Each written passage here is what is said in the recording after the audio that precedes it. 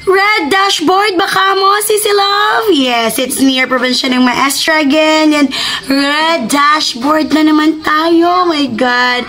And it's normal. Worry-free. Okay? Don't worry if red yung dashboard natin. Importante, yung monetization natin sa Instagram ads ay tuloy-tuloy. Wow. And mga Sisi Love, marami pong naglabasan 2 weeks ago tungkol po sa ads on Reels na nag-a-appear doon sa monetization tool. O, yun po yun. Isa po yung magandang indication na malapit na po tayong ma-monetize. Wow. Oo, yun. Yun po yun. Kaya naman kahit red yung dashboard natin, it's okay. Naka 28 metric kasi yun. Within 28 days, I mean, yung metrics na nakikita ni Meta, paano tayo mag-engage, paano natin sinusustain yung pag-a-upload ng ating mga videos. Importante naman po talaga na lagi tayong nag-a-update ng videos every day. Okay? Importante yun kasi nakikita yun ni Meta sa kanyang metrics. Okay? At nakikita natin yun sa ating dashboard. And as you can see, napaka-red ng aking dashboard. Yes, it's been 2 weeks already since red na yung dashboard ko. Almost 3 weeks na po talaga sa totoo lang.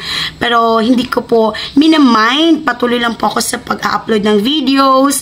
Patuloy lang po ako sa pakikipag-engage. Kaso nga lang po, yung engagement ko ay medyo talagang bumaba siya ngayon kasi po sa sobrang busy ang dami namin inaasikaso sa school, especially naman may trabaho tayo. Oo, parang sideline lang natin yung pag-Facebook, kaya naman yung priority ko yung work ko, kaya naman konti lang po yung engagement natin ngayon, pero at least naman everyday po talaga may nakakount si Meta sa atin na nakikipag-involve, engage tayo sa ating mga kapwa content creator. Oo, ganun yun. Okay? Tandaan, huwag matakot kung red ang iyong dashboard. That's normal. Isipin mo na lang, after 28 days of counting, baka mag-green na ulit yan. Okay? Babalik na naman yan sa pagkaka-green, magno-normal.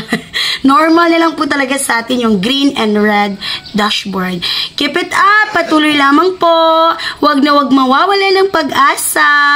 Thank you so much for watching and keep on sharing and commenting on my videos. Love you all and bye!